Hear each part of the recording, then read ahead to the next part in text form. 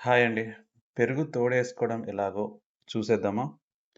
పెరుగు తోడవ్వాలంటే దానికి అనువైన పాత్రలు మట్టి పాత్ర, పింగాణి, గాజు పాత్రలు. ఇవి గాకుండా మీరేదైనా ప్లాస్టిక్ వాడదాం అనుకుంటే సరైనది కాదు. అది స్టీల్ గూడా అంత సరైనది కాదు. పాలు బాగా తొందరగా తోడుకోవాలి అంటే మనము వాటిని బాగా పొడిగా ఉన్న పాత్రను తీసుకోవాలి. దాంట్లో ఎటువంటి తేమ గానీ, నీళ్లు గానీ ఉండకూడదు. దాని తర్వాత పాలు వేడి చేసి చల్లార్చే టైంలో గోరువెచ్చగా ఉన్న టైంలో పాలని పాత్రలో పోసుకోండి. మీరు కొద్దిగా పాటి పెరుగుని తీసుకొని దాన్ని మజ్జిగ చేసుకొని కొద్ది మోతాదులోనే పా పాలని తోడు కానీకి వేసుకోండి.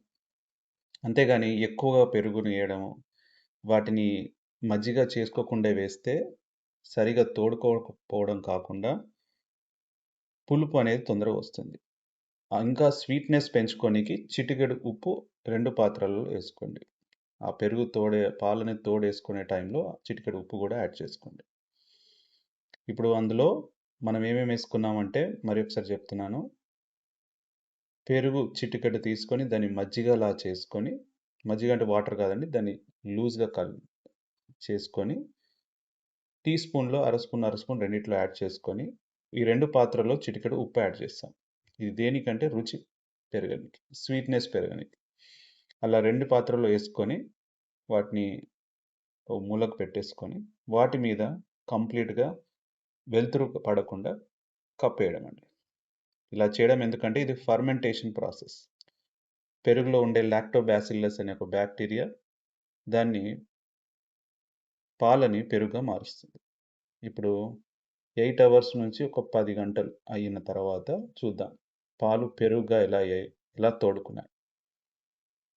ఇప్పుడు చూడండి స్పూన్‌తో నేను కట్ చేస్తుంటే ఎంత థిక్‌గా అండ్ వైట్‌గా మీరు చూడండి ఎంత బాగా కరెక్ట్‌గా క్లస్టర్‌గా వచ్చిందో పెరుగు. చాలా స్వీట్‌గా ఉందండి ఈ పెరుగు. పులుపనేది లేదు ఇందులో. అంటే పుల్లగా అవ్వడం పెరుగు అండ్ ఒగరుగా ఉండడం, అంటే వాటర్‌గా ఉండడం ఏది లేదండి. మీరు ఇలా చేసుకోండి పర్ఫెక్ట్‌గా వస్తుంది. పెరుగు తోడేయడం గూడా ఒక ఆర్ట్. సో, అది నేర్చుకుంటారని కోరుకుంటున్నాను. Thank you.